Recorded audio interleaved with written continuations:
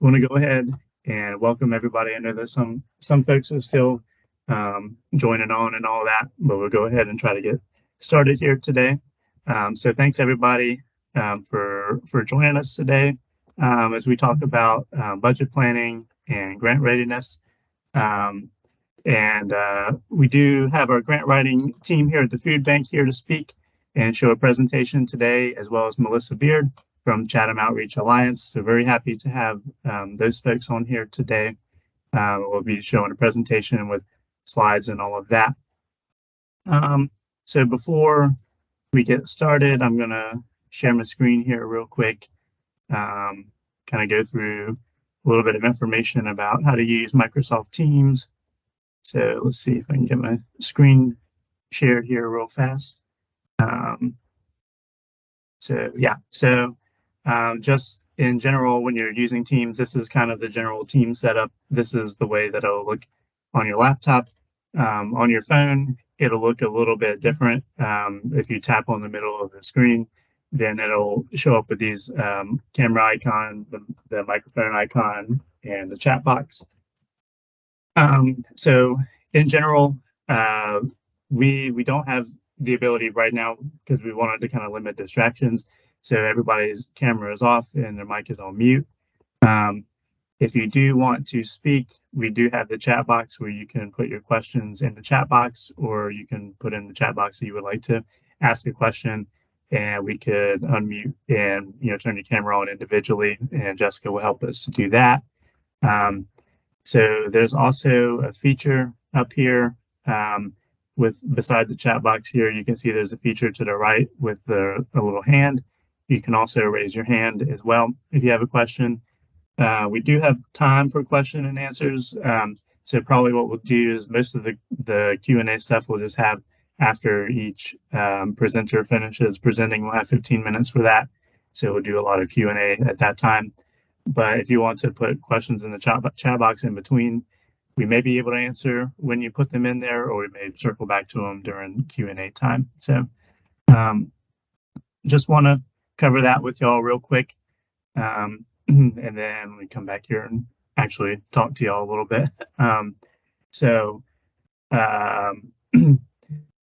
if you have any questions with that, you can definitely, let us know. We have staff that's monitoring the chat box, and then Erin Courtney is helping us out with folks who have trouble joining the meeting, or if you get kicked out and have a hard time joining again, she's there to check that out. And then Jennifer Lee is also one of our food bank staff, and she is helping with any trouble that people have if we have any difficulty with microphone, camera, use of the chat box, stuff like that. Then you can let her know. And then Jessica is helping to unmute folks as well. So their information is in the chat box. We do also have a question in the chat box for folks. The question is icebreaker question. What is your favorite Valentine's candy to treat yourself to? So when you respond, you can respond to the question and put your agency name, ID number. I think some folks have already been doing that. So you can put that in there as well, and helps people to know where the chat box is, how to utilize the chat box. And it also helps people just to kind of, get to know each other a little bit as well.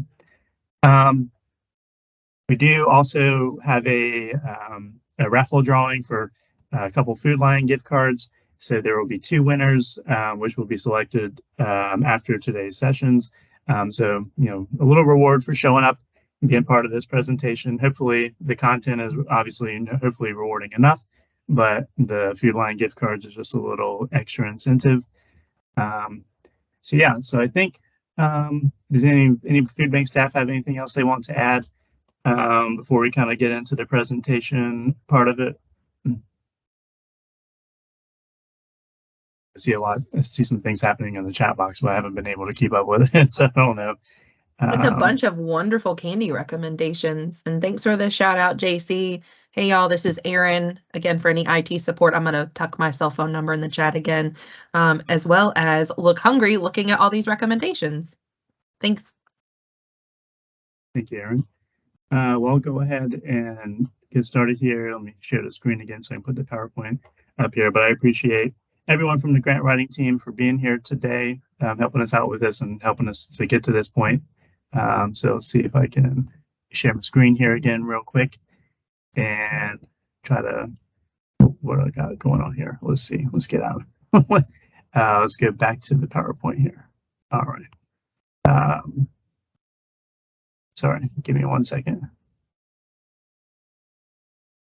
All right, so should be good to go. Anna, do you see the PowerPoint? I do. Thank you. Gotcha.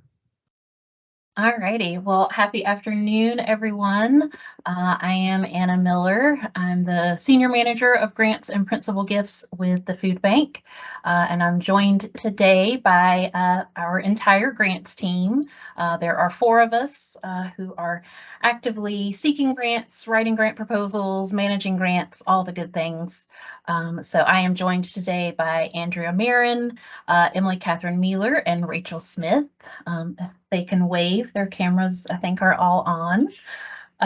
So you have likely seen one or more of us in the past. We have given the presentations around seeking grants, grant writing, sort of that information. So we didn't want to necessarily repeat that information for you today. So looking at it from a different perspective, we thought it might be helpful to look at all the things that you need to have in place before you are ready to seek grant funding. So we call that grants readiness. So one key thing I want to say, actually, I will start with my favorite Valentine's candy. Someone put it in the chat already. I saw chocolate covered cherries. That is definitely mine as well. So I don't know that I saw the name for that, but I am in agreement on the dark chocolate covered cherries. So I want to jump in because I know we have a speaker after the grants team. I am going to cover the first pillar and part of the second pillar of grants readiness. And then Emily Catherine is going to take us the rest of the way. And then we are going to have some time for questions before we go to our next speaker. So I do want to point out grant funds are often not the first funding that you are going to go after as an agency. Grant funds do give you the ability to sort of take your programming to the next level, but there really are these 3 pillars that need to be in place before you as an organization are ready to apply for grant funds. So we've put these 3 on this slide: your governance documents, your financials, as well as capacity for your organization. So once you have these 3 in place, you're going to be ready for grants. So what is governance? I think of governance as the who, what, where, when, how of your organization. Many of you probably already have a lot of these documents already in place because you are nonprofit organizations, you exist, you're probably already incorporated. But if not, you need to be sort of thinking through all of these pieces that you need to have in order to apply for grants. Next slide. So the who is doing the work of your organization. That includes your board of directors. You can have, 5 board members, you can have 105 board members, but you need to know how many board members your org has, what is the role of those board members, as well as your staff and your volunteers. You may not have paid staff, and that's okay. Funders don't need you to have 170 paid staff like the food bank has. You can have volunteer staff that are leading your organization, but you need to be able to define what those roles are. What is their experience? What are their qualifications? A lot of times in grants materials, you will have to list, at the very least, an executive director. You will have to include your board list. And sometimes funders will want bios of those key staff members and perhaps those board members. If you are a volunteer-led organization, they are probably very likely going to ask for those bios because they want to know your experience. They want to know your qualifications for the work that you are doing. Next slide. So the what and the where. Again, if you are an incorporated nonprofit organization, you probably already have these documents in place. There will be grant funders that do ask for these. Certainly, if it is your first time working with a grant funder, they will probably ask for these documents. As you develop a relationship with them, they get to know you, they will not continue to ask for these documents, but you need to have these in place and be prepared to share them with others. So your articles of incorporation, that is the document that you actually have to file with the Secretary of State when you become incorporated as an organization in the state of North Carolina. And your bylaws follow shortly thereafter. So these documents are defining how many board members you have. It's usually like we have to have a minimum of this many board members, a maximum of this many board members. You'll define how those board members vote on things, what it means to be a voting member of your board, what constitutes a quorum. If you have a board of 10 people, do 6 people constitute a quorum? Can 6 people pass a measure, or does it need to be 8 people in your organization? You have the ability to define some of those things, and you'll find those in your bylaws and articles of incorporation. That will also define where you are located and where you serve in the state. So all of those are important pieces for you to know, obviously, as an organization, but certainly important pieces for funders as they are considering if they want to invest their dollars with you. Next slide.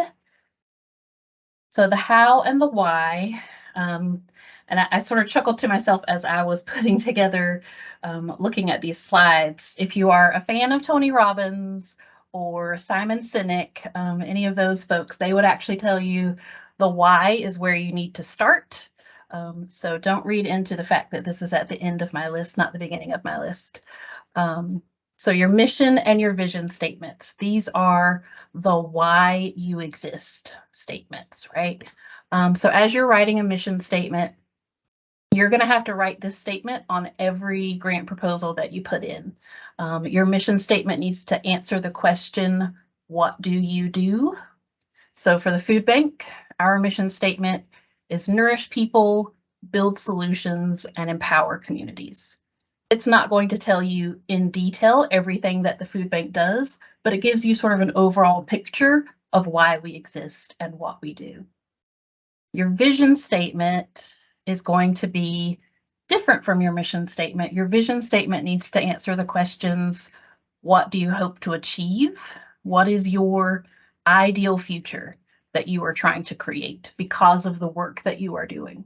So again, for the food bank, our vision statement is no one goes hungry in Central and Eastern North Carolina. So that is the vision we have for the future, and our mission is helping us work toward that vision. Slide. So governance documents, all very important documents that you need to have in place. Quite frankly, even if you're not planning to apply for grants, those are all important things to have in place as an organization, as you're thinking about succession and who's going to come after you to run this organization. All those pieces need to be in place as your organization continues to grow and to thrive. So looking at our financials, you have some key things that need to happen before you can apply for any grants. Next slide. So this is actually from the irs.gov webpage. They are going to, this page is a treasure trove of information if you are hoping to be a registered charity. So when you go on irs.gov, the home page, you'll actually see in the top right-hand corner, I have a red arrow pointing to it. There's actually a link that says charities and nonprofits. When you click on this link, this is the page that comes up. So you will immediately see, again, the second red arrow that I have pointing to employer identification number. This is a number this is your tax ID number, essentially, your employer identification number. You have to apply for that before you can apply for 501c3 recognition. So this will be your first step with the IRS, is making sure you have that unique identification number that is unique to your organization. Next slide. So this is further down that same page. There are some resources here for you, and there's actually even more further down that I didn't do screen grabs of. You'll see exempt organization types. There's lists of eligible organizations. You will notice that churches and religious organizations can in fact be recognized as 501c3 organizations. So that will be helpful reading for many of you, because I know a lot of our agencies are faith-based organizations. I feel like I get that question a lot as to whether you can apply to be a 501c3. You absolutely can, and this web page will walk you through all those steps. So you'll see at the top of this slide, that is actually the application for tax exempt status. It's not necessarily a difficult application, but the length of time that it is going to take you to hear that information back, that confirmation back from the IRS, can take some time. So you have to be a little patient with this. But once you do have that confirmation from the IRS, it becomes retroactive for whenever you applied. So next slide. I have an example of the letter that will come back from the IRS for you. This is your tax determination letter. This is another one of those pieces that you will absolutely be asked for every time you apply for a grant. So things you will want to check for, you want to make sure that the name of your organization is correct, your address listed on the letter is correct, and you want to make sure that that employer ID number is correct as well. And you'll notice this particular letter, they are actually referencing an earlier determination that the IRS made, because the food bank moved addresses, right? So every time you move to a different address, you do need to get a new tax determination letter from the IRS, because most funders are comparing the address on your application to the address on that determination letter to make sure that they match up. I have definitely had funders in the past who have pointed out when the addresses do not match. So be sure you're checking for those details, because it is important to those eagle-eyed funders that pay attention to those details. What else was I going to say about that? So while you are waiting for that determination from the IRS, one more thing I'll mention there. You can work on grants through a fiscal agent. That can get a little tricky sometimes. You know, you have to find an organization that already has their 501c3 determination from the IRS. Quite frankly, I would stay away from fiscal agents that are charging you a fee for that service, unless it is a very small fee. I would be careful who your fiscal agent is. But that is something, if your determination letter is taking a long time to get to you, you have a grant deadline coming up that you know you are ready, you have all these pieces in place you want to go ahead and apply for, as long as you have that agreement in place with that fiscal agent, you will need to have at the very least a memorandum of understanding, have something in writing with that fiscal agent so that you're very clear on how they are accepting the money, how they're going to get that money to you, and then what your responsibilities back to that fiscal agent are. Just be sure you're paying attention to all those details. So this slide is an example of charitable solicitation license. So you've done all of your federal documentation. You've got your determination letter as a 501c3, a charitable organization. In the state of North Carolina, you also have to have a charitable solicitation license. This is not unique to grant funding. Anytime you are asking for charitable donations in the state of North Carolina, you should have a charitable solicitation license or an exemption from the Secretary of State's office. I don't know if faith-based organizations get an automatic exemption. I know educational organizations do. There's like a list of particular organizations where you can get an exemption. But again, grant funders will probably ask for your solicitation license. And anytime you apply for government funding, they're going to ask for a copy of your solicitation license. So this is, I think, the most recent one from the food bank, perhaps. It is something that you will have to renew every year, and there is a fee involved. It's a sliding scale fee, and you'll go through the Secretary of State's office for that. And I think I'm done. I'm going to hand it over to Emily Catherine. Hey, so I'm Emily Catherine. I'm a grants officer here with the food bank. Just taking a look at continuing in the finance piece. One big thing that you are always going to be asked for is an annual budget. And so really thinking through who needs to be a part of this conversation, who knows what expenses you are going to be projecting that you need for the year, as well as really thinking through what revenue sources you anticipate are going to come through. Usually this is done on an annual basis, and that may look different for different organizations. Our fiscal year is not necessarily on the calendar year. You'll find sometimes when you work with different funding organizations, their grant year or their fiscal year may not match up with yours, and that's okay. It's, as long as you're still doing a yearly budget. So thinking through sort of each of these pieces, when we hand in a budget, we are always going to try to hand in something like this to a funder that is cleaned up and has really nice defined categories. When you are looking at an internal budget for our team, we might be able to drop down facility and operations and see all of the nitty-gritty of what each of those include, right? So our facility might have rent, it might have mortgage, it may have pest control. Our office has all sorts of expenses that go into that. Same with our programs. You don't necessarily need to feel as though you have to show every single line item to a funder. You can kind of create those categories for yourself and bring those together and really clean it up. You'll see that we recommend showing a balanced annual budget. Now I know it is kind of a misconception that nonprofits cannot make a profit. I know technically we can. It is that we cannot give that money to shareholders. We can obviously still have revenue that we make and are able to put back into the organization. And there will be circumstances sometimes when you have that happen.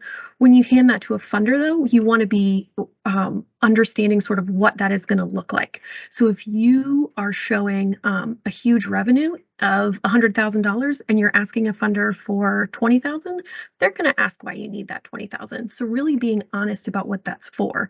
Rarely does any organization have, as you guys know, and as we know, money just sitting around, right? If we have that money, say it's usually saved for something. So something that often happens with the food bank is that we are required contractually with Feeding America to have a reserve. We are an emergency service provider. If there was a disaster, if something like that happened, we need to be ready, right? We actually go above and beyond and have a larger amount that we have. So when we show that on our budget, we make sure to label that. We show what that is. That's not excess. That's not extra money I can use for a program, right? That is something that is set aside for disaster readiness. It is important that we have there. It's contractually obligated. So ensuring that if you have any expenses that don't necessarily have like a clear, or you have any extra that doesn't look like it has a clear bucket in your budget, still ensuring that you are showing that, and then sort of coming back to that balanced place where you show that everything is accounted for.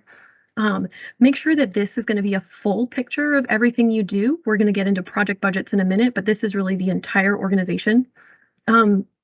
And then also diverse revenue streams. So, we've talked about before, and Anna kind of said at the beginning of this presentation, foundations and grants cannot be the only thing that you are receiving. That will be a huge red flag to funders if you do not have, a diverse revenue stream. So, for instance, at the food bank, 10, maybe 11% of our revenue usually ends up being foundation and grants. We've also got, funding coming in from corporate.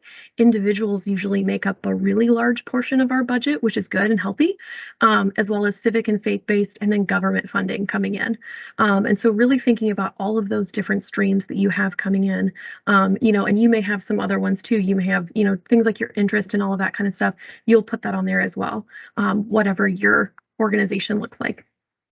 Next slide.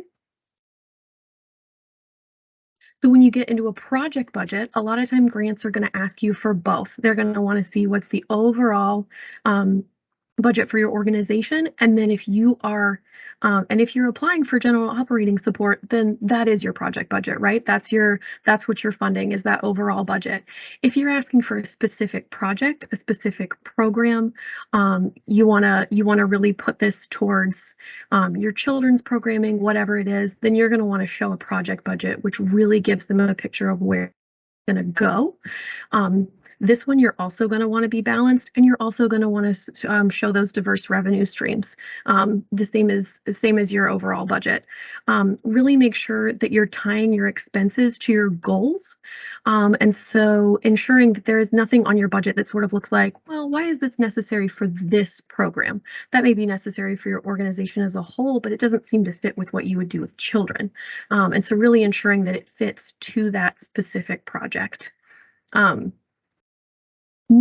ahead in the next slide. Thinking about the budget planning, just some things that you want to be sure that you have in there, thinking about what your salaries are, the benefits, rent, utilities, any program costs for any of the programs you're doing, and those operations costs. For your revenue, really considering what all of those contributions are, as well as any earned revenue that you are getting, as well as any government reimbursements, interest, and anything like that. Really being sure that you are covering all of those and thinking about all of those when you're planning. When you're planning for your revenue too, it's okay for you if you are putting together perhaps like a projected budget for the future. Sometimes you may have sort of a general idea of what you usually make, and you may use that to put together your projected budget. So when someone asks us, for example, our team is already working on things for FY24 when we are still in the middle of FY23. We don't have a budget that has been approved by our board yet, right? So we kind of have to come up with a projection. So we know internally what our sort of projection is going to look like percent-wise overall. And then we also know in general what our percentage that individuals bring in, foundations bring in, businesses, and we can use that to sort of build a projection for the next year. And we just make it clear that it's not board approved. And if they do come back and ask us for an approved one, then we just give that as soon as it's available. So really kind of thinking about that as well, realizing that sometimes grants are going to ask you not just for what you have right now, but for what your plans are in the future. And that's also going to look at some of that sustainability piece and some of those things we talk about in the grant writing. It's going to go to those questions where they ask you, how are you going to be sustainable in the future with this? And really being able to show a future budget that speaks to that. Go ahead and go to the next one, JC. So making sure that that project budget connects back to your mission. A lot of times in grants, they're going to ask you for a budget narrative, and this is really your chance to prove that these are program expenses. I know a lot of folks kind of get stuck in this place where they feel as though funders do not want to fund general operating, right? And their idea of general operating is salary, it is rent, it is these things.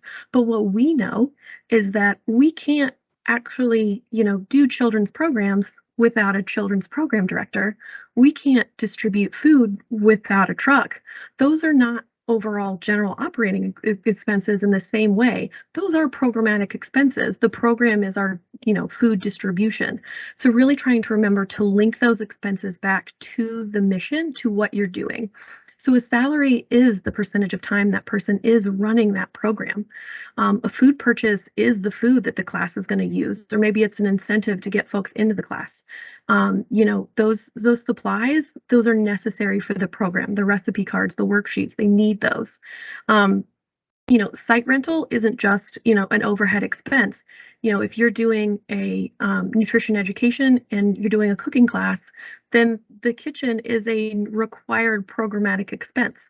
And so really remembering to kind of work with your donors and show them that picture and kind of understand how to do that. And that'll become really, really important when you're putting together project budgets. Go ahead and next one. So your accounting. So this is one that definitely comes up in grant readiness and comes up and that really thinking about whether or not your organization is prepared not only to ask for a grant, but to manage a grant. And so a lot of times what happens is we get tunnel vision and we worry that what we need to do is do everything that the grant application requires. We need to answer all those questions. We need to have all those pages. We need to upload them and that's it. And then they give us money and that's it. And that's not it. There are some other really crucial pieces, to ensuring that you know how to manage those. And these are things that are going to come in when you start looking at annual financial reviews or an audit. Some of you may not quite be big enough right now for an audit or fall into needing to do an audit, but you do want to make sure that you're still aware of a lot of those IRS rules. A lot of, I know sometimes you'll also want to check that your the funders are not requiring an audit of you. There are certain ones, for example, I know different government ones. If you apply for the city of Wilmington, if you ask for more than $10,000 from the city of Wilmington, you are required to do an audit. So really realizing that some of these funding opportunities are going to ask you for enhanced accounting needs. And so your general accepted accounting principles are just that, GAAP. It's going to be principles and practices around how both for-profit and nonprofit organizations are running. So everything from ensuring that you understand fund accounting, ensuring that you understand your accrual method and that you're utilizing that, understanding, having a separate bank account, not using a personal bank account, but realizing that you have that separate bank account and that you're doing those regular reconciliations. Regular financial reports that you're providing to your board, that you're providing to your team, that you're ensuring that everything looks, as though it should. Realizing that you should have a separation of duties. So this is a big one that's going to come up if you're ever audited. Thinking about, is the same person in your organization receiving the bill, approving the expense, putting it in QuickBooks, and signing the check? If the same person is doing any of those things, there's potential for fraud, there's potential for mismanagement of funding, or for questions. And so really thinking about those things. A lot of people in the beginning, before they do an audit or before they do one of these reviews, think a lot about how the money is being spent and whether that is appropriate, but a huge part of an audit is actually your practices and procedures, not necessarily how the money was spent. That's only 50% of it.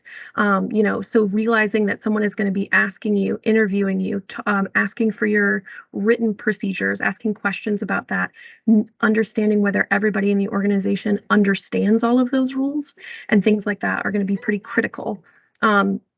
And so, realizing when you need to have a financial review, when you need to have an audit, and understanding that funders are going to ask for those things.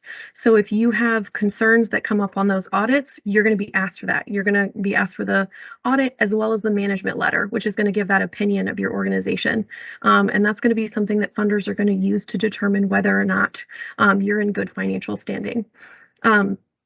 Thinking about the grants management piece, going back to sort of that fund accounting, right? So there are going to be revenue streams that come into your organization that need to be accounted for separately. They are going to be restricted. They're going to go towards specific programs, and realizing that you need to be able to manage those. We have one entire position here on our finance team that specifically looks at our grants accounting. She is regularly looking at the restricted funding we have coming in, at the expenses it is being used for, and and ensuring that all of that money is being spent exactly as it says. And so making sure that you are not, bringing in money that is supposed to go to your children's programs, but then because of cash flow, you're accidentally having to put it towards, your nutrition ed, and then now you've kind of lost track of it, right? So that can't happen. That's going to be something that is going to be watched for, especially if you get into some larger funding, and especially if you get into government funding. Next. All All right, so thinking about your capacity overall, and so this definitely hints at some of the governance and finance stuff we spoke of, but also just understanding what capacity your organization has to take on a new stream of revenue. So go ahead to the next one. So understanding the need. One big thing that your grant funders are going to need to understand is sort of what your organization is doing and why, and what issues that you are addressing. And so really going ahead and having a needs assessment put together, really being able to talk about the established programs you have and how they are impacting the need that you have addressed is important. And so when you're coming up with a needs assessment, when you're thinking about what is it that my organization is addressing, some places you can certainly use is going to get data at the census, looking at county health assessments. If you go to the food bank website, if you go on our website, we have every single county that we serve. So every county that you guys are located in, we have a downloadable PDF that has all sorts of information on each of your county. It has information that comes from both the census and from Feeding America around the food insecurity numbers in your area, around the number of organizations that are operating in your area as a part of our network, as well as several other things. So really being able to speak to what the need is. Also understanding who your stakeholders are. Who are those partners? Who are you collaborating with? And who are you thinking about in this needs assessment? Your established programs.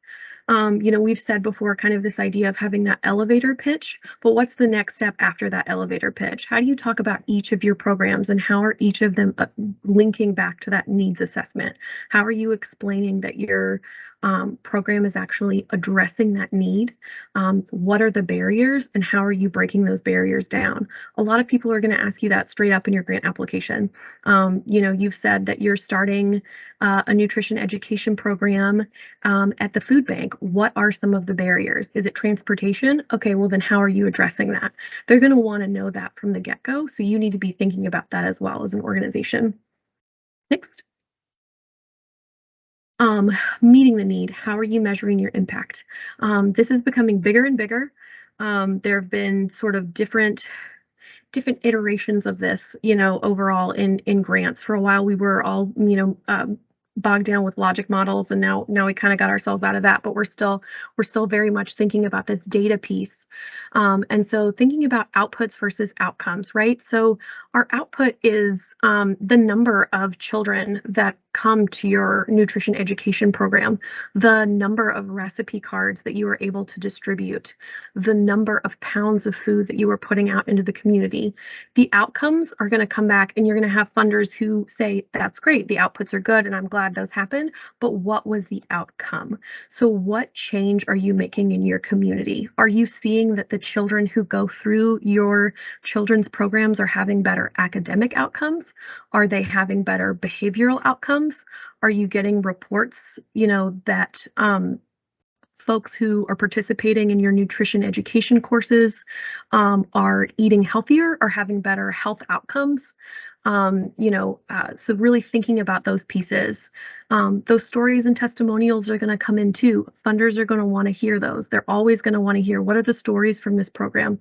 What are the clients that you're serving saying about the program?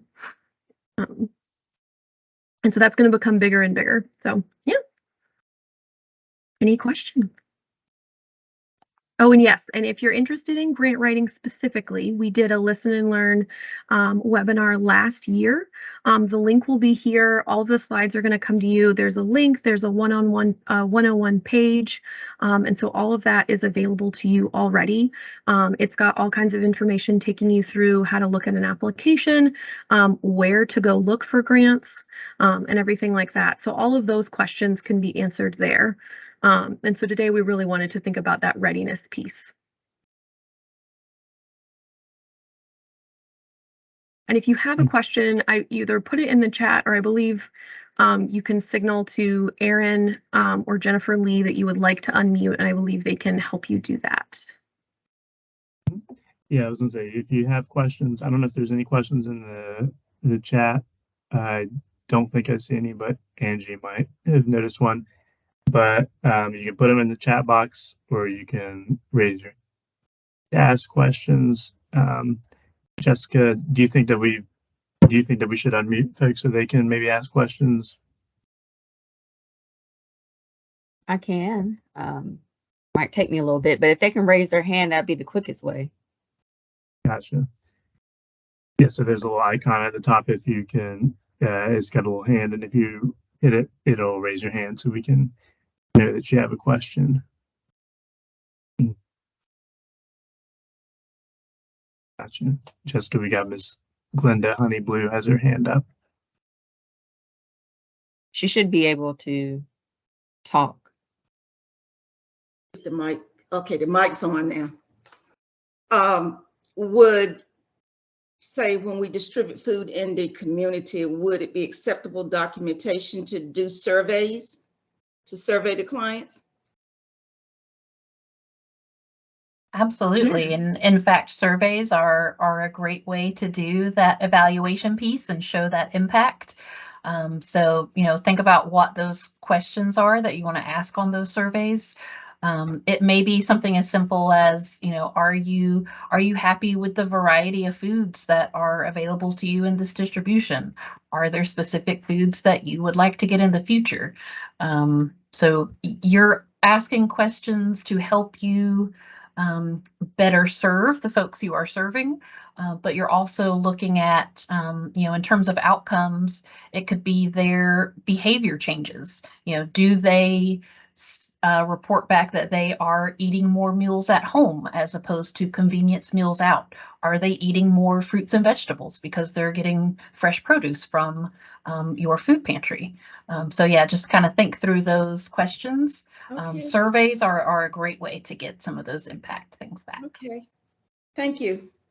And some of that goes towards the stakeholders, I'll say too. In the past, our children's programming with those surveys has not just done surveys or focus groups with the children who are the clients, but also thinking about who all knows everything about their experience around them. So we talk to the teachers. What are the academic outcomes? What are some of the behavioral outcomes? We talk to parents. How is their behavior changed as a result of this? How is their, are they choosing fruit more at home than candy? Certain maybe questions like that to sort of get at, how their behavior has changed as a result of that programming. And so those people around the client as well may be people that you survey. Okay, great. Thank you. JC, we have a question in the chat box. Will folks be able to get a copy of the presentation? Will that be available with the email that you're sending out after the presentation? Yes, ma'am. We'll send an email with the materials. We'll also post it on the FoodLink website, where partner agencies do their monthly report, scheduling, all that stuff. So we'll have it out to y'all, because it's a lot of information to keep in your brain. So yeah. So we'll have all that. We'll also have some extra helpful materials related to grant writing as well. Some of them from the last presentation. And this is being recorded, so you can go back and watch this as well. Does anybody else have any questions in the chat box, or want to raise their hand and ask a question?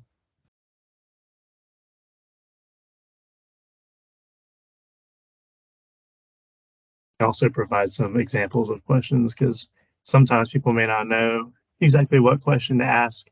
So I got a couple of examples of questions if the grant writing team wants to talk about it a little bit.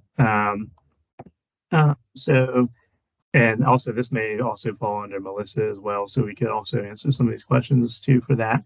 But I think, what are the best databases for finding grant opportunities? I know that y'all have some information about that from before, but if y'all want to talk briefly about it for a second, it might be helpful to folks. Sure. So we definitely go into more detail about some of these resources in the other presentation. If I believe they dropped the link for that earlier. But one that I really like to use is called Instrumental.org. I can put it in the chat because it's instrumental without the A on the end. It's spelled sort of funny. But that is a great online resource that does, you're able to put in sort of the parameters of your project, what your project is, where you're located, and it will do the search for you. And you'll basically get, you know, a weekly email saying, hey, we found 5 grants that match what your program is. So it's a great resource that does some of the work for you. And it is a very reasonable cost. It is not, it is similar to the higher priced options at a much more affordable rate. So I will say that is one of my personal favorites. And we suggest that one too, even if the small cost does feel prohibitive. They do a free trial, and if you go ahead and go in during that free trial and you just go ahead and write down all of the suggestions that come back, you can then later, even after you've that trial has expired, do that research yourself on those folks. So you know, you won't lose the list. That's super helpful for sure. But yeah, and if you don't mind putting that in the chat, it might be helpful for folks as well. And we can try to send you the link to these, because I think Anna will put it in the chat. We can try to send you information about it, follow-up email as well. So yeah. Any other questions to put in the chat box, or anybody want to raise their hand and ask a question or anything like that? JC, I'd also say about the Instrumental website. This is Andrea Mayer, and I'm on the grants team for the food bank. The great thing also about Instrumental is that it'll ask you whether you're a faith-based organization, and take that into account when doing the data crunch to get grants that work, because you will find that there are many grantors that will not want to fund a faith-based organization, but there are many that will, and Instrumental will screen that for you. So that is less time that you have to screen it yourself. Gotcha. Thank you, Andrew. That's super helpful as well, especially when you think about the difference between churches and other nonprofits and all that sort of thing. Definitely helpful information for sure. Anybody else, or if anybody else doesn't have any questions or anything like that, then I think we can go ahead and pass it over to Melissa. And of course, we'll have question and answer after that too. So maybe some time if y'all think of a question during Melissa's presentation. Oh, we got a question, I think, for Lorraine. So do you mind, Jessica, trying to get her unmuted and all that? Alrighty. Good afternoon, everyone. I'm Jennifer Woods, Network Engagement Coordinator. Jen, I think we're trying to unmute someone who had a question real quick. Okay, no worries. Hold on, let's see. Okay, now, well, every time I unmute Miss Lorraine, I think you're muting yourself back again. Let me try it again. Every time I take Miss Lorraine off mute, it goes back to disabling her mic and putting her back on mute. So let me try it one more time. You should, yeah, it keeps disabling her microphone. If she can put the question in the chat, that might be the best option now, because for some reason it keeps going back and forth to muting her every time I take her off mute. Let's see. Yeah, it did the same for me. So I don't know. Let me try it one more time.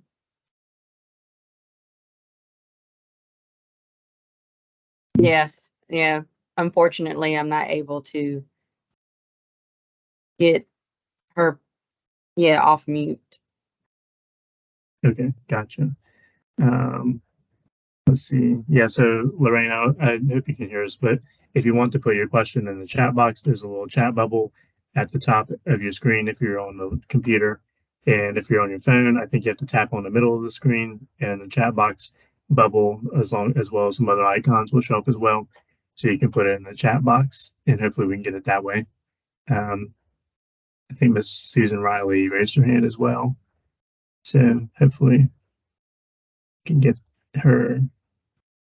Jessica, do you mind trying to get her unmuted as well? I am trying, but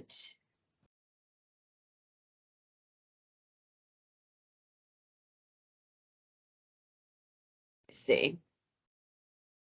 Miss Susan, can you say anything? Are you able to unmute?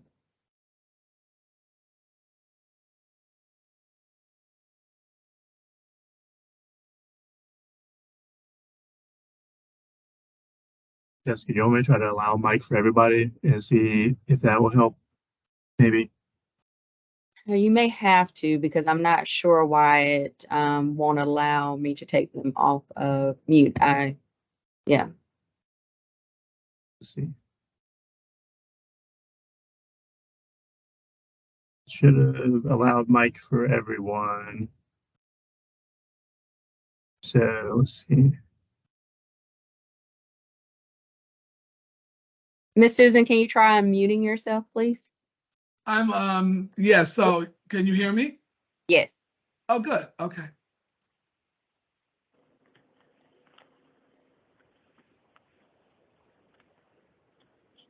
Are you there? You can ask your question. Oh, I didn't have a question. Oh, okay. Oh, we thought that. Sorry. That wasn't me. Okay, thank you. Let's see. Riley, can you hear me? Yes. Okay.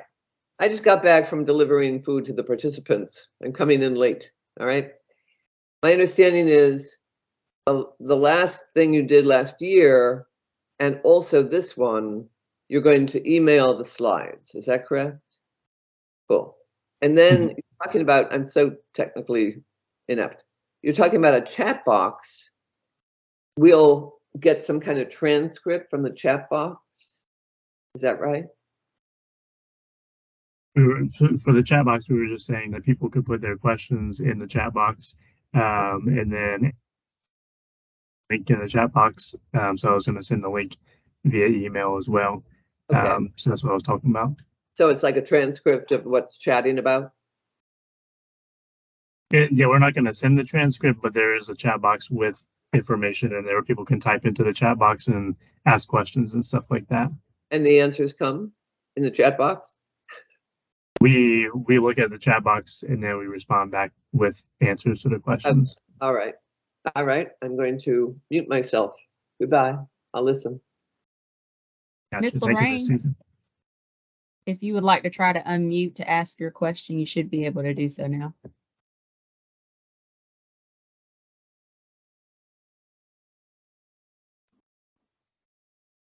Hello? You got it. Yep, we can hear you. Okay, I just okay. I wanted to know when you open a new food pantry and you're going through the process of the IRS paperwork, is there somebody in the food bank that we can come in and sit down and talk to and possibly go as step by step with that? Or is that just something So what I would recommend on that, and this is, certainly something that you can talk with your network engagement person on, is so the North Carolina Center for Nonprofits.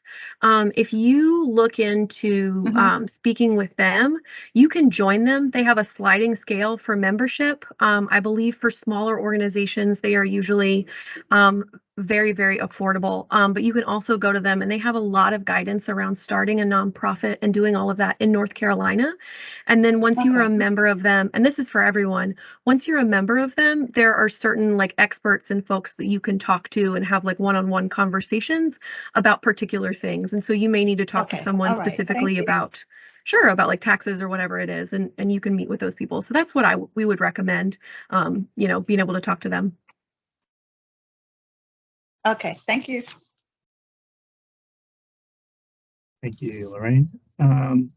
Let's see, and we did have a little bit of a time limit on questions and stuff, but I do understand that people may have had a little bit of difficulty with asking questions in the chat box or unmuting and stuff like that. So provide one more opportunity for folks to ask any questions that they have, and then we'll move on to Melissa's part if we don't have any other questions. JC, if you don't mind, I will jump in here. I answered a question in the chat, but for folks who might be on the phone and maybe can't see the chat readily, someone did ask, if you are a faith-based organization, do you need that charitable solicitation license in North Carolina? So I did put in the chat the link to the exemptions list from the Secretary of State's website. And the very first exemption is religious institutions. So no, you do not need a charitable solicitation license. I was pretty sure they were on the list, but you definitely are. You do not need a charitable solicitation license. I would also point out to our agencies, if you receive less than $25,000 during a calendar year in contributions, and you are not paying staff members or board members, you also do not need that charitable solicitation license. So there's a long list of exemptions, but always best to check that list to see if you need that license. Thank you, Andrew. Actually, I didn't even see it in the chat either, so thank you. So yeah, if nobody else has any other questions, or maybe if you think of a question later on, we can ask it at the end once Melissa gets done, but I'll probably just pass it off to Jen Woods now, and you can introduce Melissa, and I'll pull Melissa's slides up here in just a second to get her introduced, Jen. Good afternoon, everyone. I'm Jennifer Woods, Network Engagement Coordinator. I'm very happy to introduce Melissa Beard, Executive Director for Cora Food Pantry in Pittsburgh, North Carolina. She has been there as the Executive Director for 4.5 years. She's worked in the nonprofit sector for 29 years. She has taught classes on fundraising and financial resources for nonprofits. She's previously worked in international development, where she became interested in food insecurity. So I'm going to hand it over to Melissa. Thanks, Jen. Hi, everybody. It's kind of shocking to hear that I've been doing this for 29 years. I guess some days it feels a little bit more like that than others, but yeah, so I've been with Cora for about 4.5 years, and during that time period, we've tripled our budget.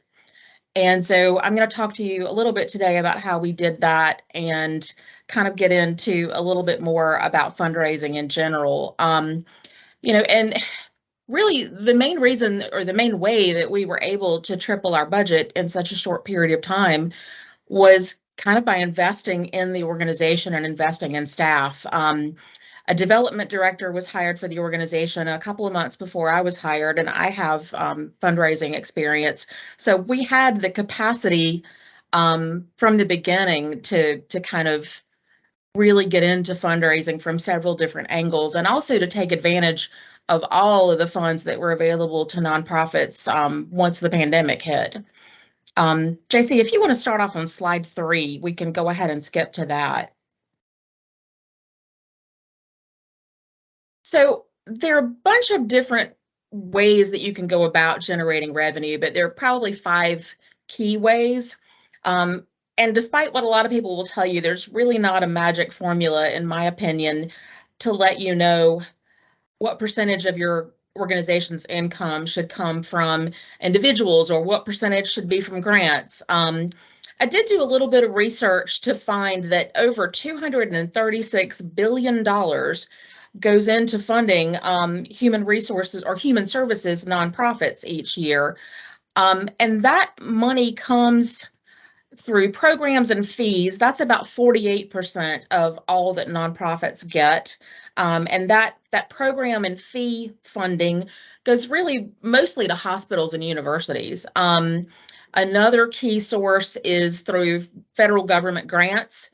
And we talked a little bit earlier about making sure that you have the capacity to write a grant, and I'll touch on that too. But you have to be really careful with the federal government grants, because they can be so labor intensive. But most of the federal funding actually winds up in the healthcare sector for Medicare and Medicaid. And then we kind of get into the nitty gritty of it with individual donations, which account for the 3rd largest source of nonprofit income. About 40% of that income goes to faith-based organizations, About 70% of all of that income goes to charitable organizations. And individual donations are something that I think we really have to rely on. And it's important to make sure that you're incorporating those individuals into your fundraising efforts. But individual donations can also be the most difficult way to fundraise because it requires so much effort. According to some marketing theory out there, new donors take as many as 24 touches to really cultivate that donor, whereas existing donors may only require 7 touches. And what I mean by that is if you're trying to get someone new to donate to your organization, you might have to send them several emails, send them several newsletters, send them several mailings, during the holidays, try to meet them for coffee. So it can take quite a bit of exposure to your organization before they might actually give to you. The upside about individual donors is, it's really worthwhile to cultivate those donors because generally you have a much larger individual donor base so that you don't become too reliant upon any one person for donations or any one grant. And that's something that you want to make sure that you diversify. Another key source of income, although I haven't met too many nonprofits that can rely on this, is interest income on your reserves. At Cora, we finally have some money in reserves and we're earning a little bit of interest, but it's certainly not something that we could rely on. And then there are also corporations and foundations. They're about the 5th highest source of income for most nonprofits. And about $2 billion each year goes from corporations and foundations into human services. And, you also can look into state and federal combined campaigns. United Way campaigns are important. And, those are all important, but smaller sources of revenue, as is income from maybe state and local grants or small family foundations. JC, we can go to slide 4. As we saw on the previous slide, there are lots of different sources from which funding can be obtained, but it's really important to diversify those income streams. And at Cora, one of the ways that we do that is we get a lot of our funding in kind. So about 42% of what we get is in-kind donations of food. And a large portion of that comes from both the food bank and from porch organizations. We've got about 28 communities through the nonprofit called Porch that donate food to Cora. So we get a lot of in-kind funding in that way. We also write what feels like a bajillion grants a year, and I'd also love to be able to tell you how many you have to write before you're going to get one, or, what the odds are of getting one. But, it's something that the more you write, the more you become familiar with the particular funders, and you increase your odds of getting a grant with how well you know that funder. We also reach out to individuals through a variety of different campaigns and events. We get funding from United Way and from the county. And we also are lucky, we have some groups that hold events for us. Just this past fall, some ladies at a neighborhood called The Preserve held a small golf tournament for us. During the pandemic, I know somebody held a pool championship for us. And, those aren't huge sums of income, but it's nice to have all of that going on out there in the community for us that we don't really have to work too hard for. Next slide. Before you put together a fundraising strategy, one of the things that I think is super important is to know your audience. Understand your donor base, understand the people that you're coordinating with. A great example of this is I used to run the North Carolina Society of Surveyors, and we used to put on a golf tournament, actually 2 tournaments every year without fail. And we were doing that for a group of men that largely did not play golf. So those events were never really great events because they were for an audience that didn't really play golf. So, make sure that you're having events that are tailored to your demographic.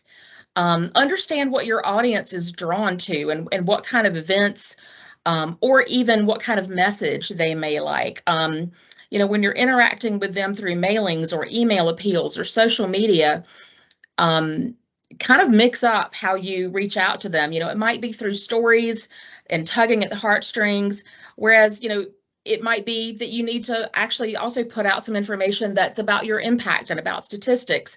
I'm a stats person. You know, when I get stuff in the mail or when I see things online, I like to see about the number of people served and about the impact that's being made.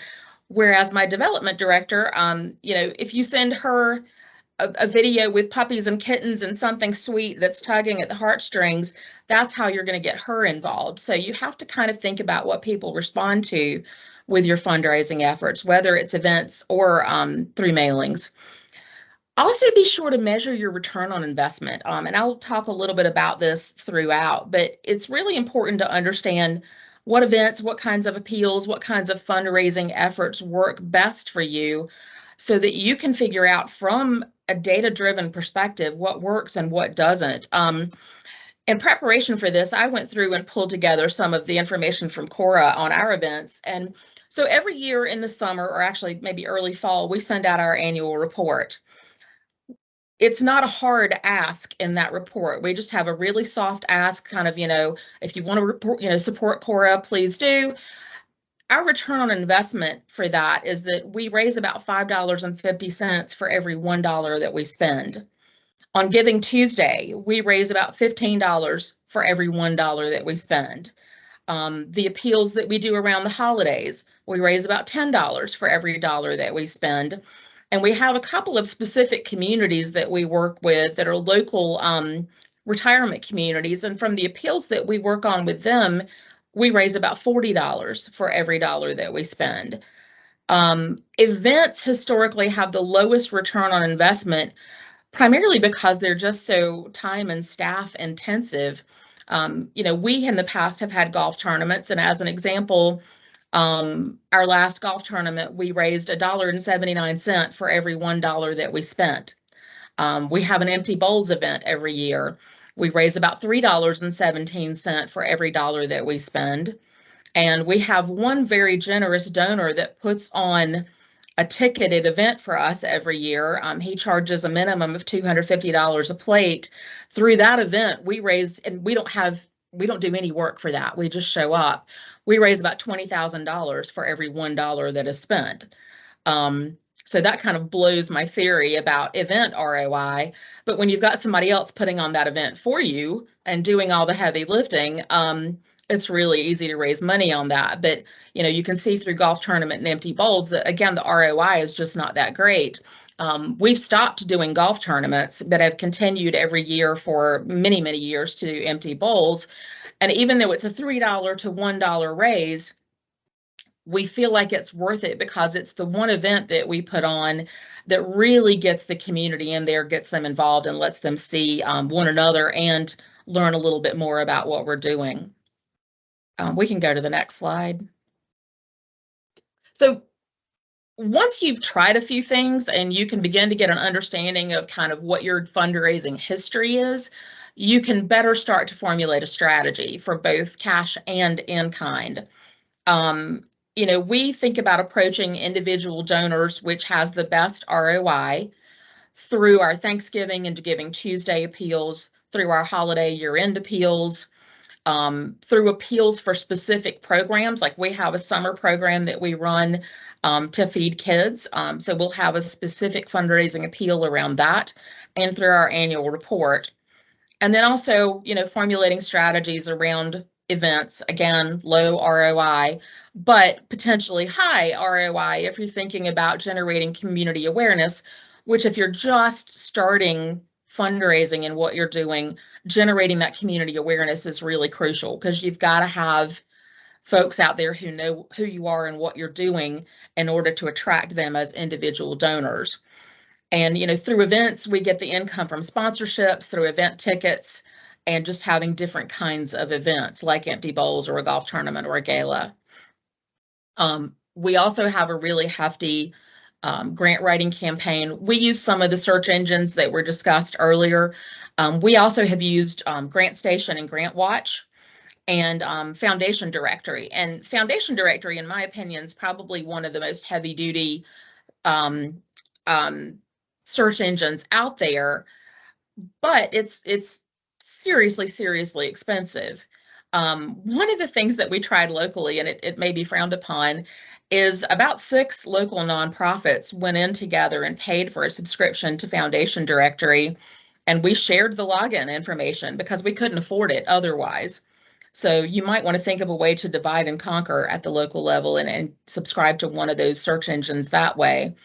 But yeah, we use the search engines to find grants from foundations, corporations, all of those different entities. And we also look for government funding as well.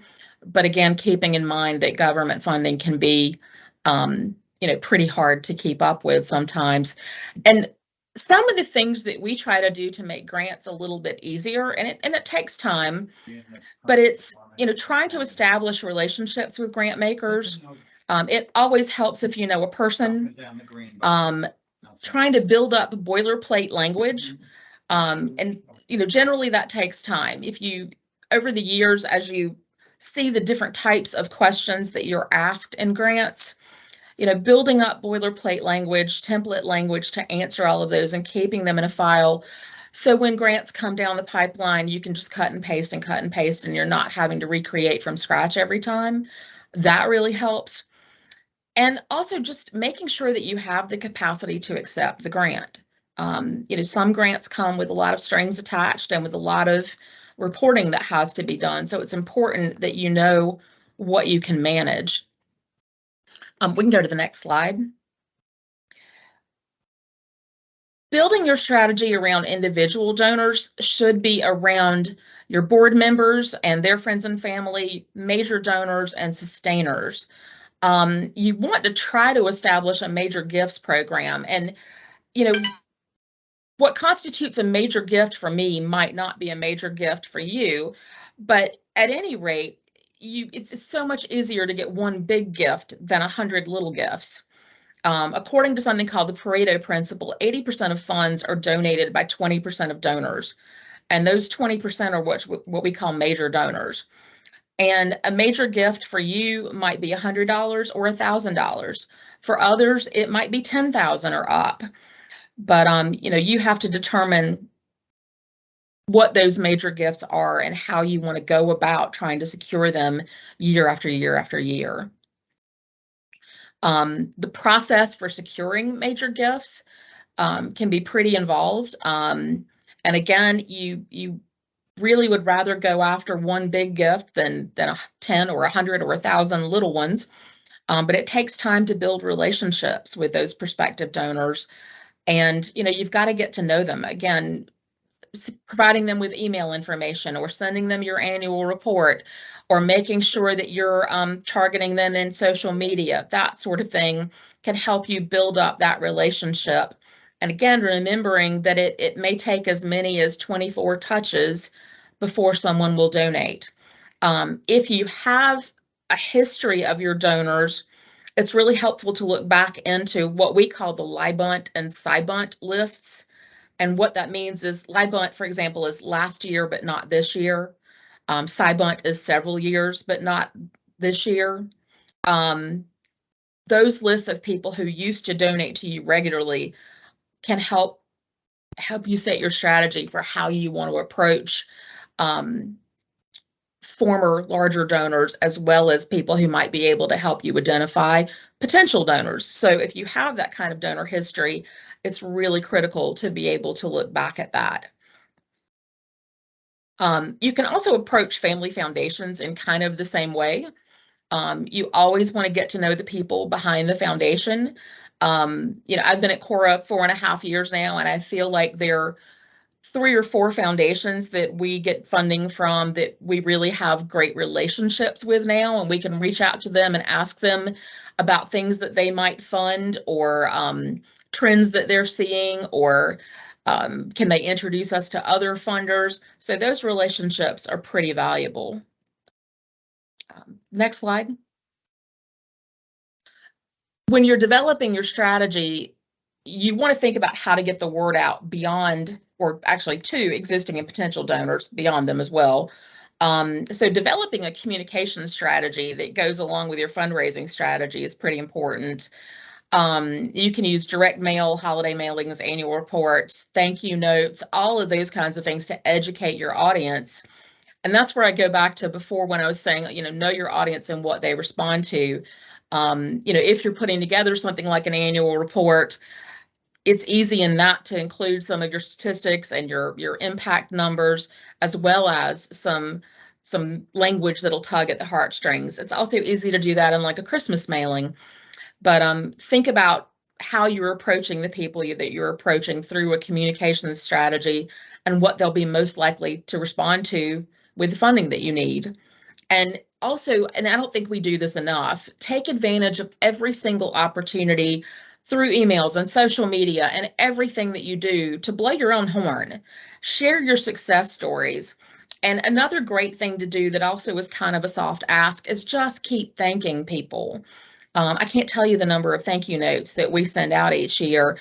And for donors over a certain amount, we send out handwritten thank you notes. And that really means a lot to people. So it's worth it to employ that as part of your communications and fundraising strategy. And it sets you up for both hard and soft asks. And if you're seriously budget constrained, which so many of us are, use the internet to your advantage. You don't have to invest in really expensive mailings. You can send out emails. You can do little video clips and send that out by email. You can post all of that on your social media pages and share information on a really constant basis. Set up a schedule. That's maybe a month or a year-long schedule of what kinds of stories you're going to post and when, and use that internet to your, like I said, to your advantage so that you can get the word out about what you're doing.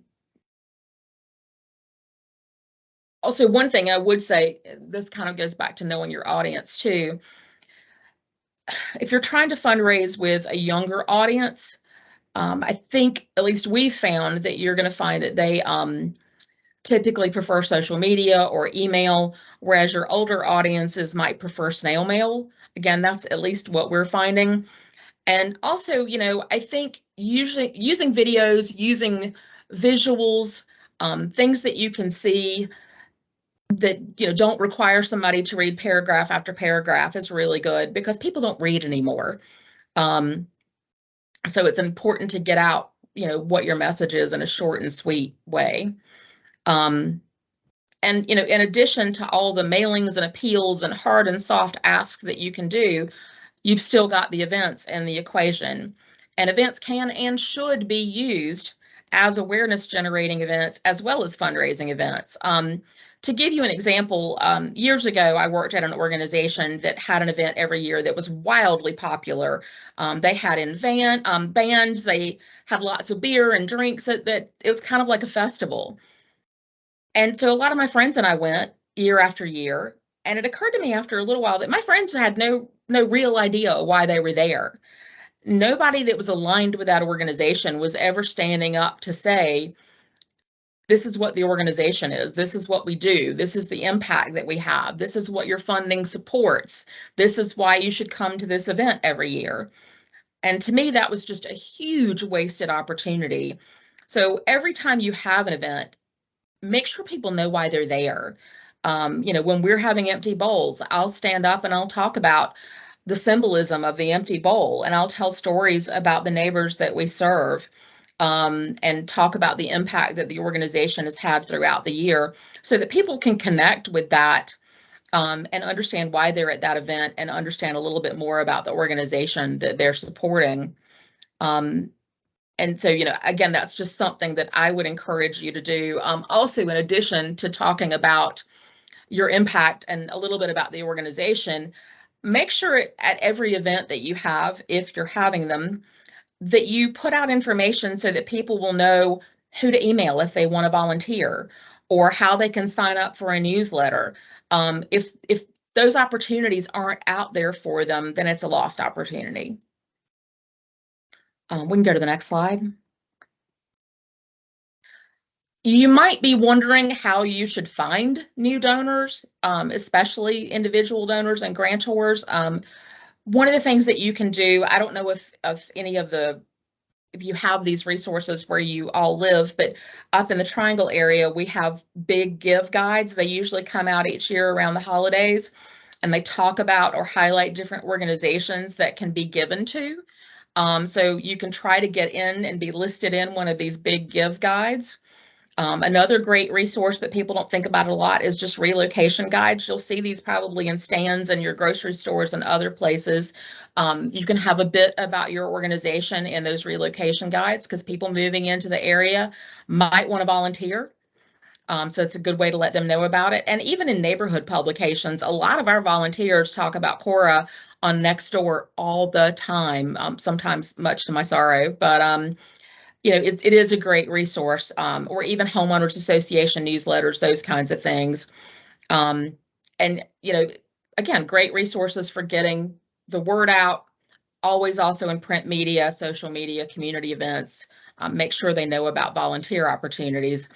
One of the things you can also do, an organization near me hosted an event like this last year, and I thought it was a great idea.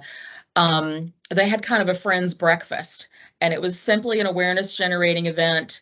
You didn't have to pay anything. You could just come. You were going to have a small breakfast and learn about what they did. And of course, the underlying message was that they wanted you to get involved and they wanted you to give, but it was more to raise awareness and connect you with their organization. And something like a breakfast is typically easy to plan and relatively inexpensive, especially if you can get a meal sponsor. Next slide. So when you've finished looking for your individual donors, which never really happens, you can also keep applying for grants.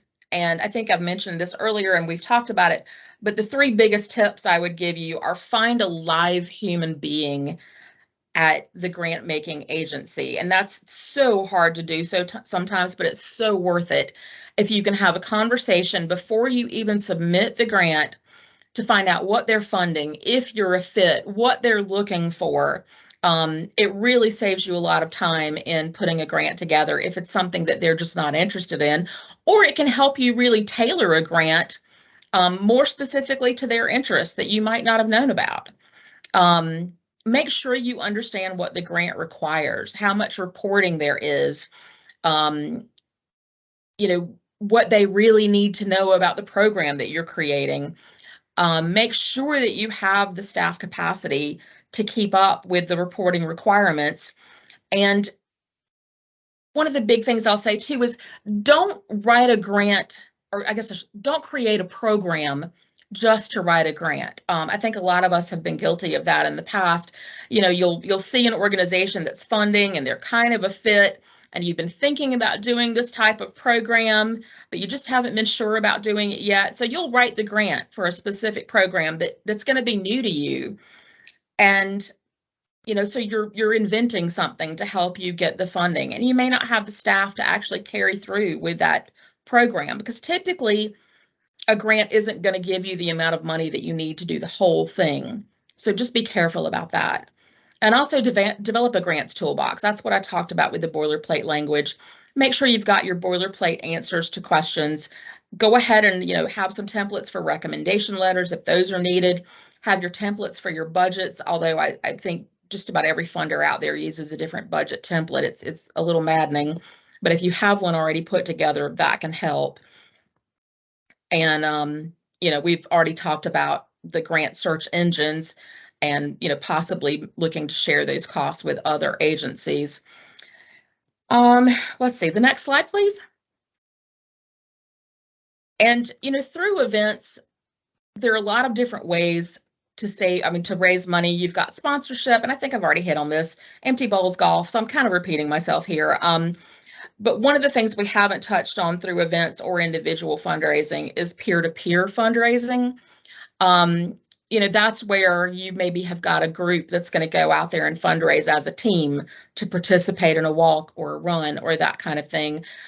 Even though events may have historically low ROIs, the peer-to-peer thing is really popular these days and can help you get a lot of traction on social media. So that's something that you might consider as well. And next slide. A lot of what we've talked about, and probably 99% of it, is, you know, talking about how much money or how we need to raise funds through individual donations or grants. But one of the biggest things we need to focus on too is not actually cash dollars, but in-kind dollars. For us at Cora, we raise about $1 million of funding, so to speak, through in-kind donations of food each year. We get that through the Porch Communities and through the food bank. And if we didn't have that coming into our budget as in-kind donations, we certainly wouldn't be able to provide the services that we do. There are a lot of really great ways to go about getting food in-kind donations and other in-kind donations. We've started doing very, very targeted food drives. When I joined Cora, the list of items that we need for a food drive might have been 40 or 50 items long. It wasn't something that you would be able to look at and just easily remember what types of items were on that drive. So we've started narrowing it down to no more than 6 items for any particular food drive. And we'll do season-specific and program-specific food drives. And we also get hundreds of thousands of pounds of food donated to us through Porch every year. So if you're not familiar with that nonprofit, it's a great resource. You can also get in-kind donations for events, as like sponsorships, like event space, like event meals. You can get donations of goods and services. The food bank has a really nice grants program that will provide for things like physical assets of, refrigeration, computers, office supplies, those kinds of things. Those can be in-kind donations.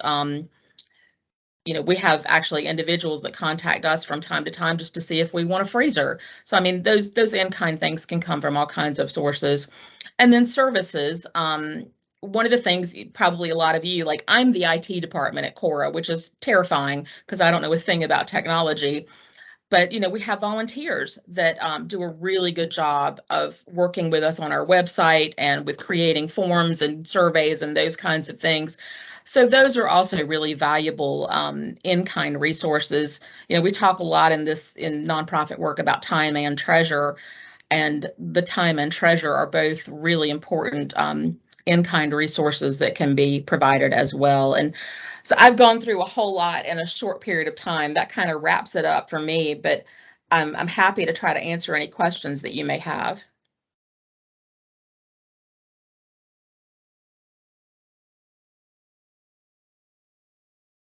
Thank you, Melissa. Yeah. So folks, if you have any sort of questions or anything like that, I think that you should be able to unmute now. If you have questions, you can put them in the chat and all that as well. Does anybody have any questions or want to raise their hand if they have a question? There is one in the chat box and asking what is the definition of an in-kind food donation? Food that's donated to the organization. And that food, according to Feeding America and other sources, has a value that's assigned to it per pound. I believe right now it's $1.92 per pound. So that's how we value it. If we get 100 pounds of food donated, multiply it by $1.92, and that's the in-kind value of that food.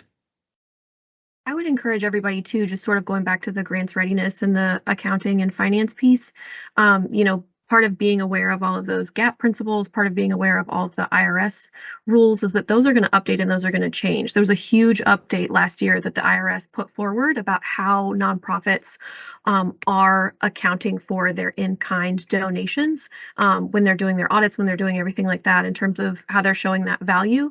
So really knowing that your folks that are doing your accounting are staying up on all of those.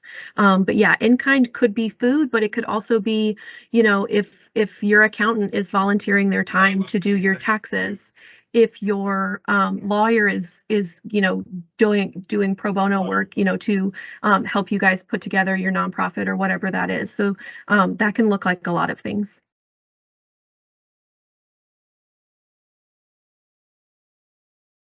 I think so. That was a wonderful presentation, Melissa. Thank you. Thank you. I do have a question about terminology, and I feel like I've heard this before and know it, but Melissa, please remind me the difference between a soft and a hard ask. So a soft ask, like I said in our annual report, for example, we might do a soft ask, and that's kind of where you're just putting out there language around, oh, we'd appreciate your support, or any, if you wish to support Cora, click on this link or send to this address. A hard ask is more something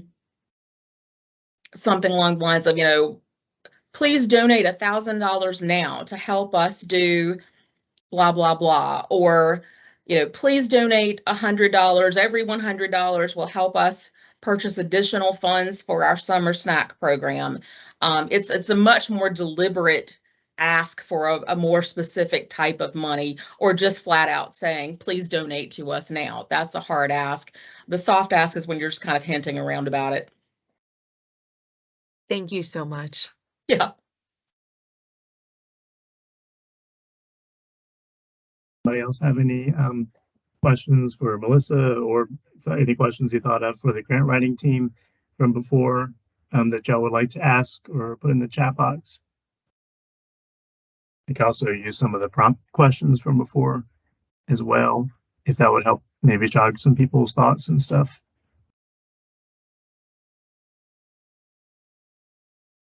Melissa, I think one of the prompts that you talked about a little bit, like one of your prompt questions, I think from before, was how do we best calculate a return on investment? I know you talked about it a little bit earlier, but I don't know if you had any like additional things you want to add to that or not. Sure.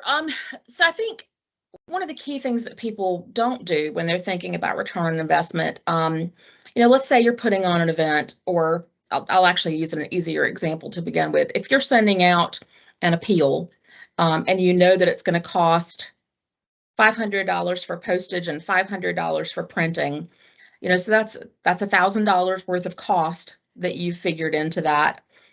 One thing that people don't do is they don't think about the time it took for staff to develop that appeal.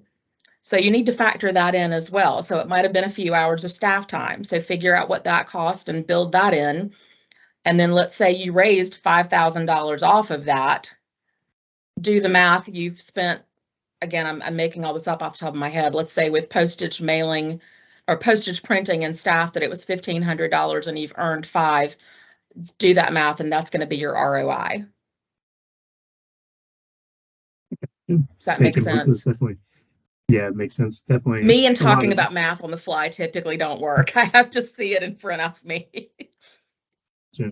Yeah, it definitely makes sense. There's a lot of moving parts, and you got to kind of figure out, how much time and cost you want to put into it and what you're going to get out of it and stuff for sure. So, yeah. And I think that a big mistake people make when they're planning events is not incorporating in that staff time, especially because events are so labor intensive. Again, I used to run an organization. We would put on a huge convention every year. And at the end of it all, organizational leaders would always be so happy with, oh, we earned $20,000, we earned $30,000. But that was just in pure profit. That they didn't consider at all how much of my time went into planning it, or some of the other associated costs. So it took a very long time to demonstrate to them that they needed a different model for that thing to actually be a moneymaker. Gotcha. I do have another prompt question for you, Melissa.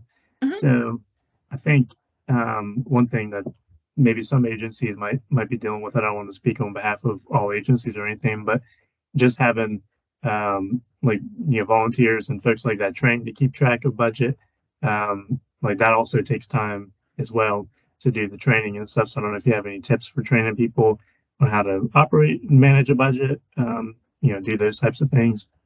I guess one of the biggest tips I would give you is try not to categorize, every single little item on a budget. One of the mistakes that I've seen happen too often is, having a line item budget that might be hundreds of lines long. To the best of your ability, being able to capture your expenses and your income in broader groups, especially when you're just getting started, is more helpful. I don't know if I have any other great pearls of wisdom about putting a budget together. Typically, grantors at least don't want to see an unbelievably long budget. So I think when you're providing them with information, being able to lump things into certain categories is also really helpful. Gotcha. I'm sure having a bunch of different, like, very specific things in there can also be really, really frightening for people who are learning to operate a budget and all that. Yes. Stuff. Along, but so yeah. I think as Emily Catherine said in her presentation, you're absolutely right that grantors want to see things in categories. That doesn't have to be line by line, for hundreds of lines. If we can keep it to 1 page or 2 pages, that would be the max, and 1 page ideally for a budget. I think that's what most grantors are looking for. So categorize what you're talking about. Categorize your transportation into one thing, your facility, utilities, all that into one thing. Your operational expenses, your for staff,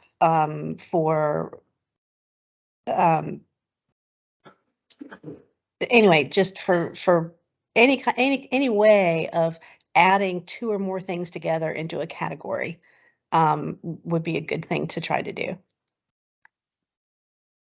Gotcha. Thank you, Andrea.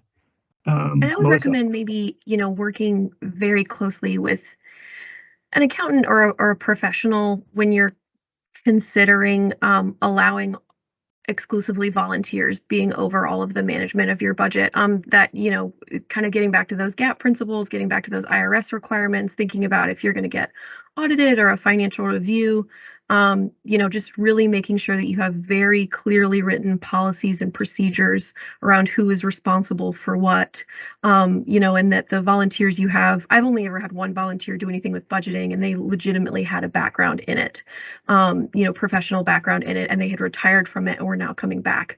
The closest we ever usually get volunteers to doing that kind of work is usually sorting mail, sorting, donation envelopes that have come in, based on where they're from or what branch they're going to, things like that. And so when you get exclusively volunteers entirely managing your budget, really, really making sure that you have those policies and procedures in place, and that there is no chance for fraud or for mismanagement.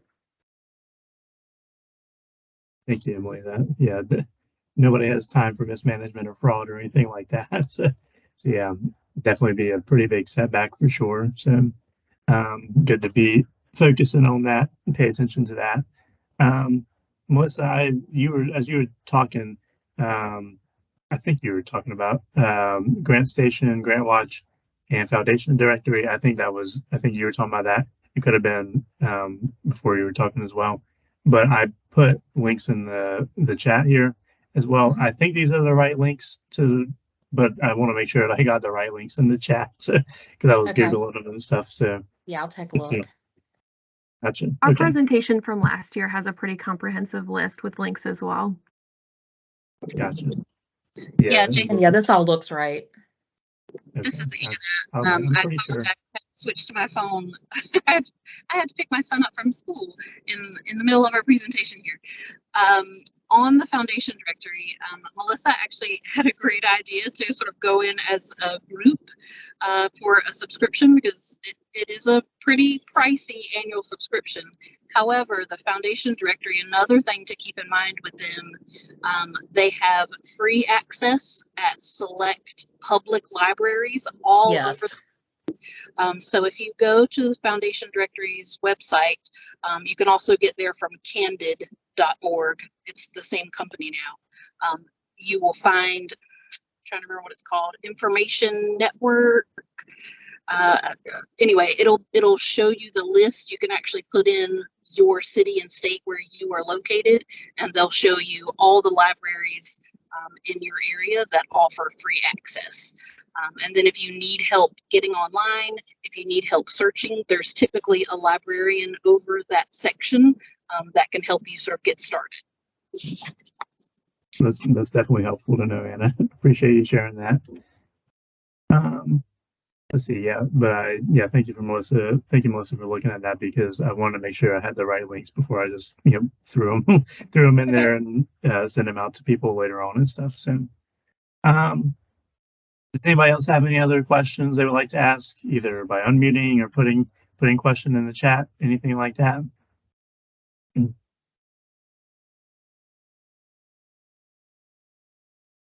I don't think that we missed it. Angie, you can tell me. I don't think that we missed any questions in the chat, but Nope. gotcha. Okay. All right. Well, if anybody thinks of any questions, you can feel free to, ask us later on and stuff as well. You've got contact info for staff at the food bank and all of that, so you can feel free to ask us about that. And then we will be sharing this information out as well. I don't know how soon we'll get it out, but we'll try to get it out as soon as possible. We got to take some time to organize all the resources and, type up an email, send it out to y'all and everything. So we'll get it out to y'all, and then we'll have this information up on the FoodLink website, hopefully here pretty soon. And just as a reminder, this is part one of a two-part series, because the other part of budgeting is food sourcing as well. So we will have a food sourcing focus listen and learn session on March the 21st, which is Tuesday, and it'll be from 1 till 3 o'clock as well.